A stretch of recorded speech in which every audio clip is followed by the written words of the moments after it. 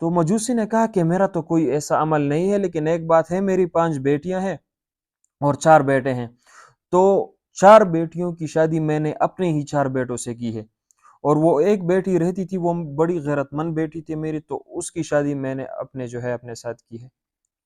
تو عبداللہ ابن مبارک رحمۃ اللہ علیہ حیران ہو گئے اور سوچنے لگے کہ حضور صلی اللہ علیہ وسلم اس پر سلام بھیج رہے ہیں، یہ کیا ماجرا ہے؟ بسم اللہ الرحمن الرحیم، اللہم صلی علی محمد النبی الامی وعلی آلہ وسلم تسلیما کثیرا۔ السلام علیکم ورحمۃ اللہ وبرکاتہ۔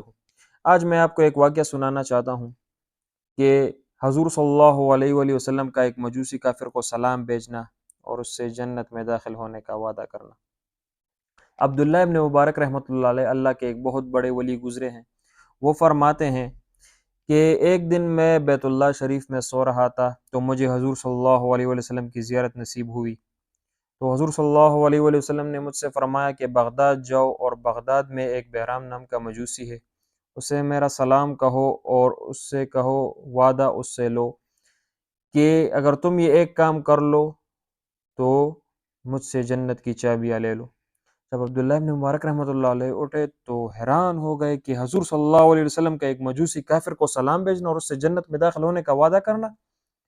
تو دوسرے دن پھر جب عبداللہ ابن مبارک رحمۃ اللہ علیہ سو رہے تھے تو پھر سے حضور صلی اللہ علیہ وسلم کی زیارت نصیب ہوئی، اور حضور صلی اللہ علیہ وسلم نے فرمایا کہ آپ سے میں نے کہا نہیں کہ جاؤ اور بغداد میں اور اس مجوسی کے پاس اور اسے میرا یہ پیغام پہنچا دو۔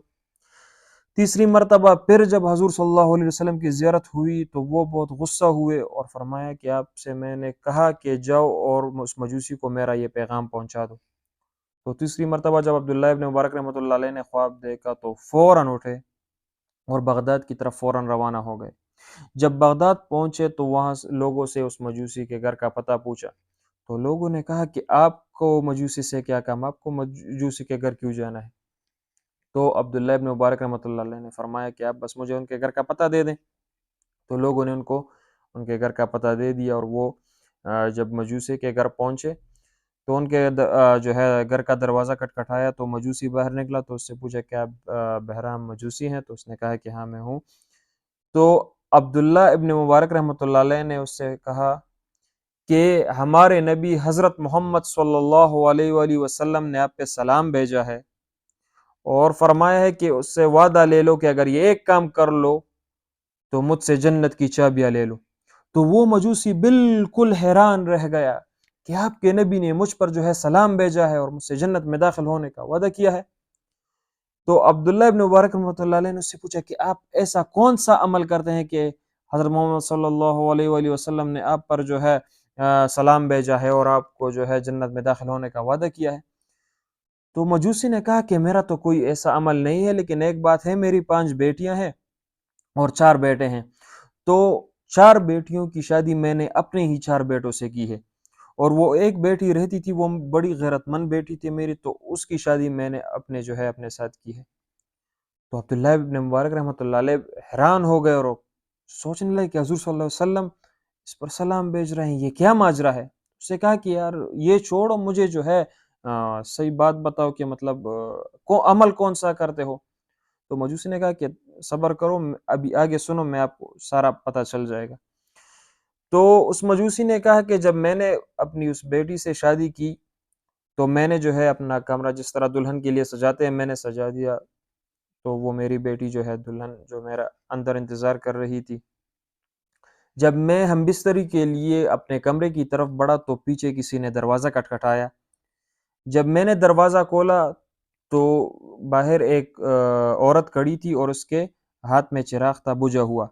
اس نے مجھ سے کہا کہ یہ چراغ بجھ گیا ہے، آپ ذرا اسے جلا دیں۔ تو میں نے اس کا جو ہے چراغ بجھا دیا، میں نے دروازہ بند کر دیا، وہ چلی گئی۔ میں جب پھر سے کمرے کی طرف بڑھنے لگا تو پھر سے جو ہے میرا گھر کا دروازہ جو ہے کسی نے کھٹکھٹایا۔ تو میں جب پھر سے باہر گیا تو وہی عورت کھڑی تھی۔ تو اس نے جو ہے پھر سے جب میں نے دیکھا تو وہ چراغ بجھ گیا، تو اس نے مجھ سے کہا کہ یہ چراغ مجھ سے بجھ گیا ہے، آپ ذرا پھر سے اسے جلا دیں۔ تو میں نے پھر سے جلا دیا، دروازہ بند کیا، وہ چلی گئی۔ میں جب پھر سے اسی طرح کمرے کی طرف بڑھنے لگا تو پھر سے کسی نے دروازہ کھٹکھٹایا۔ تو اسی طرح 3-4 مرتبہ وہ آتی گئی اور وہ میں چراغ جلاتا گیا۔ 5ویں مرتبہ جب وہ آئی تو اس نے مجھ سے کہا کہ چراغ جو ہے مجھ سے بجھ جاتا ہے تو آپ ذرا اسے جلا دے. تو میں نے 5ویں مرتبہ جب اس کا چراغ جلایا تو میں نے اس کا پیچھا کیا کہ یہ ماجرا کیا ہے، یہ چراغ کیوں بجھتا ہے. تو جب میں اس کے پیچھے جانے لگا تو اس نے مجھے دیکھ لیا کہ یہ تو میرے پیچھے آ رہا ہے. تو اس بار وہ چراغ وہی بجھاتی تھی لیکن اس بار نہیں بجھائے اور وہ اپنی گھر کی طرف روانہ ہوئی. تو یہ مجوسی جو تھا اس کے پیچھے پیچھے چلنے لگا. تو جب وہ اپنے گھر پہنچی، جیسے اس نے جو ہے دروازہ کھولا اپنے گھر کا، تو چھوٹی بچیاں تھی وہ بھوک سے تڑپ رہی تھی اور وہ جو ہے برے حال میں تھی، ان کے کپڑے خراب تھے، ان کے گھر کے حالات جو ہے بالکل خراب تھے. تو وہ مجوسی فوراً اپنے گھر گیا اور خوراک کا سامان اور جو کپڑے تھے وغیرہ جتنا سامان تھا وہ اٹھایا اور اس عورت کے گھر جو ہے رکھ دیا.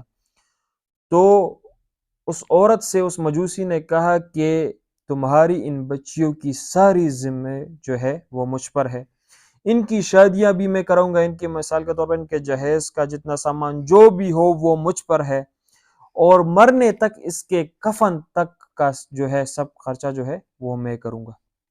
تو اس عورت نے اس وقت ہاتھ اٹھائے کہ یا رب، اس نے جو میرے ساتھ یہ نیکی کی ہے اس نیکی کا بدلہ اسے دنیا میں بھی دے دے اور آخرت میں بھی دے دے. تو جب اس مجوسی بیرام نے اس سے جو ہے عبداللہ ابن مبارک کو یہ سارا واقعہ سنایا تو عبداللہ ابن مبارک رحمۃ اللہ علیہ نے فرمایا کہ یہی وہ عمل ہے، یہی وہ عمل ہے، یہی وہ عمل ہے جس کی وجہ سے حضور صلی اللہ علیہ وسلم 3 مرتبہ میری خواب میں آئے اور فرمایا کہ بغداد جاؤ اور بہرام نام کے مجوسی سے کہو، اس سے میرا سلام کہو اور اس سے کہو کہ وعدہ لے لو اس سے کہ تم اشہد واللہ الہ الا اللہ و اشہد ان محمدن عبدہ و رسولہ یہ پڑھ لو تو جنت کی چابیاں مجھ سے لے لو. تو مجوسی نے جب یہ بات سنی تو اس نے کہا اشہد واللہ الہ الا اللہ و اشہد ان محمدن عبدہ و رسولہ، اور پورے خاندان کے ساتھ وہ مسلمان ہو گیا. تو میرے پیارے بھائی اور بہنوں، ابھی ہم خود سوچ لیں کہ ہم نے جو ہے اپنے رشتہ داروں کے، اپنے بہن بھائیوں کے کتنوں کے حق نہیں دیے. جب ہم مریں گے ہماری یہ 2 کی آنکھیں بند ہوں گی، ہم اللہ کو کیا جواب دیں گے؟ آپ کو ایک بات بتا دوں کہ اللہ شاید اپنا حق معاف کر دے لیکن بندوں کا حق اللہ کبھی معاف نہیں کرتا.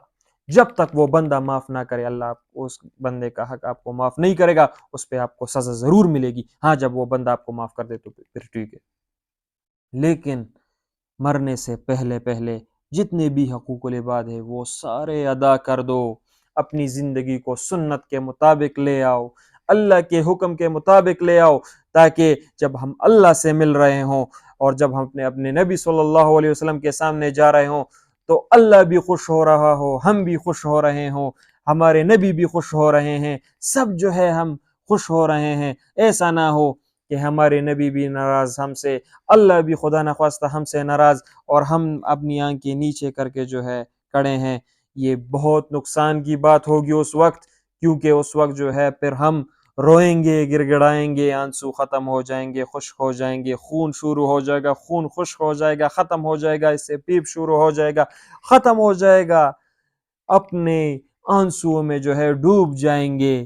لیکن پھر دنیا میں نہیں آنا. جس نے اس دنیا میں اللہ کو ناراض کر لیا وہ ہمیشہ ہمیشہ کے لیے تباہ ہو گیا، ہمیشہ ہمیشہ کے لیے نقصان میں چلا گیا.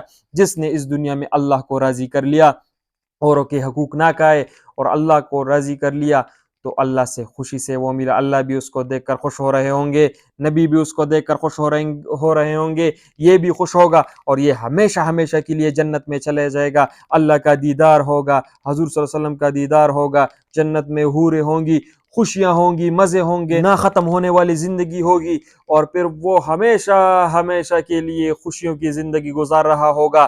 لیکن جس نے جو ہے ایسا کیا کہ اس سے خدا نخواستہ اللہ ناراض ہو گئے تو ہمیشہ ہمیشہ کے لیے جہنم میں جلے گا، ہمیشہ ہمیشہ کے لیے وہ جو ہے برباد ہو جائے گا.